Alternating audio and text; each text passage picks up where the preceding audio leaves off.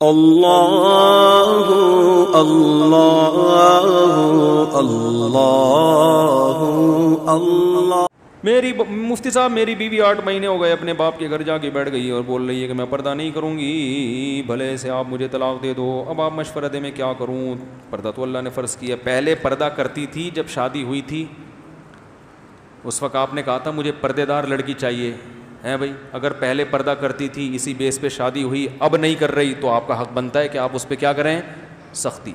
اگر پہلے پردہ نہیں کرتی تھی، آپ نے ایز اٹ از اس کو قبول کیا، اس کا مطلب آپ بھی مینٹلی طور پہ ریڈی تھے، وہ بھی ذہن میں تھا کہ مجھ سے پردہ نہیں کروائے گا۔ اب آپ گن پوائنٹ پہ پردہ کروائیں گے تو یہ کام آگے چلے گا نہیں۔ سمجھتے وہ کہے کہ بھائی جب تم نے پردہ کروانا تھا تو پردے والی لے آتے نا۔ نہیں آ رہی سمجھ میں تو رہنے دو۔ جب اتنے نیک تھے کہ تم بے پردگی برداشت ہی نہیں ہوتی تو تمہیں تو پہلے سے پتا تھا میں پردہ نہیں کرتی، تو پھر کوئی پردے والی تلاش کر کے لے آتے۔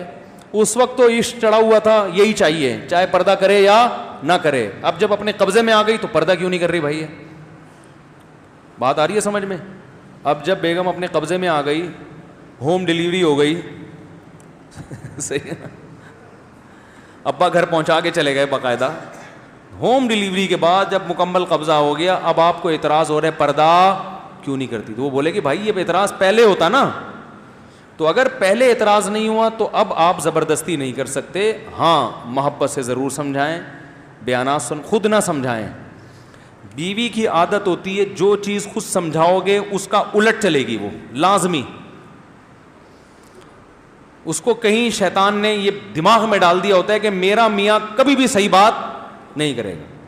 اس کو آپ یہ بولو کہ تم بیگم مجھے یہ سر پہ 1 منٹ کے لیے بھی دوپٹہ برداشت بولو نہیں ہے، ہم کوئی مولوی خاندان کے لوگ ہیں، اس طرح سے بولو گے نا تو موٹی موٹی چادریں سر پہ ڈالنا شروع کر دے گی آپ کو تپانے کے لیے۔ ٹھیک، آپ بول رہے ہو کہ یار ان کو مفتی صاحب کو ہمارے گھر کا پتہ کیسے چل گیا؟ یہ سب باتیں تو بالکل صحیح کر رہے ہیں۔ تو یہ ہوتا ہے، جو بولو گے الٹا چلے گی۔ عورت تو میاں کو مانتی کہاں ہے، وہ کہ تو کون ہے، تیری اوقات کیا ہے؟ وہ نیک ویک آدمی گھر سے باہر ہوتا ہے میرے بھائی، گھر میں کوئی نیک نہیں ہوتا، سب گھر کے باہر کی باتیں ہیں۔ میں بہت اچھا، بہت زندہ، باقی عورت وہ ٹیڑے والا قصہ جو ہے نا، وہ ٹیڑے ٹیڑے اڑ رہے تھے، وہ سوچ لیا کریں۔ تو اس لیے اب حل یہ ہے کہ خود نہ سمجھائیں، علماء کے بیانات لگا دیا کریں، تبلیغ میں لے کے جائیں اس کو، وہاں وہ بیان سنے گی۔ اب اس طرح سے آہستہ آہستہ اس کو دین پہ لانے کی کوشش کریں، دعائیں مانگیں، بہت دعاؤں کا بڑا اثر ہوتا ہے، اور بیانات سنوائیں علماء کے۔ خود بولیں گے، جتنا بولیں گے اتنا ہی ضد میں آئے گی، وہ بڑی ضد پنا چل رہا ہے آج کل مارکیٹ میں۔ جتنا سمجھائیں گے نا اتنی بے پردگی پر اور مضبوط ہو جائے گی، اور ایک وقت آئے گا کفر بولنا شروع کر دے گی، پھر وہ بولے گی اسلامی کو نہیں مانتی۔ یہ مارکیٹ میں ہو رہا ہے یہ۔ تو بڑے ٹیکنیکل طریقے سے سیاست سے بالکل چھوڑ دیں اس ٹاپک کو۔ علماء کے بیانات کسی بزرگ کے پاس لے جایا کریں، ان کے بیانات سنوائیں۔ یہ سب سے بہتر راستہ ہے خواتین کو انسان بنانے کے لیے، تبلیغی جماعت میں لے جاؤ۔ 3-4 دن جب دیکھیں گی نا سب برقعے میں، اسکارف میں، اللہ رسول کی باتیں، ایسا سکون ملے گا، اس کا دل چاہے گا کہ میں بھی۔ ہمارے ایک دوست تھے، انہوں نے واقعہ سنایا کہ میں جب کہیں بیرون ملک تبلیغ کے لیے گئے اپنی اہلیہ کے ساتھ، لیبیا تھا، کوئی عرب کنٹری تھا، تو ایک عرب سے ملاقات ہوئی۔ اس نے کہا میں اپنی بیوی کو حج پہ لے کے جا رہا تھا، یہ حج پہ نہیں گئی۔ ایک باپردہ خاتون ملی نا، فل اسکارف میں، فل پردے میں۔ تو عرب نے تعارف کروائی، میری وائف ہے، ایک دور تھا میں اس کو حج پہ لے کے جا رہا تھا اپنے خرچے پہ، یہ حج پہ نہیں گئی کہ وہاں اسکارف لینا پڑے گا۔ اتنی پردے سے نفرت کہ وہاں کیا کرنا پڑے گا؟ اسکارف۔ حج پہ نہیں، حج تو فری کی آفر آ رہی ہے، کون چھوڑتا ہے؟ اتنے دنوں کے لیے بھی اسکارف برداشت نہیں تھا۔ کہہ رہے تبلیغ جماعت والے آئے، ان میں خواتین بھی تھیں، اس کو میں نے ویسے ہی بٹھا دیا، میں نے کہا سلام دعا کر کے آ جاؤ، اور پھنس گئی۔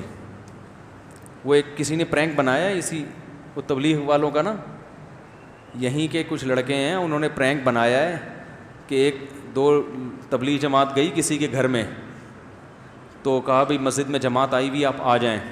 وہ آپ کو پتہ ہے سب ڈرامے کرتے ہیں، اس نے کہا یار وہ ابھی تو میرا مسئلہ ہے بائک کو پنچر لگوانا ہے. انہوں نے کہا وہ بھی بڑے ڈھیٹ تھے, انہوں نے کہا چلو ہم لگواتے ہیں آپ کے ساتھ نا.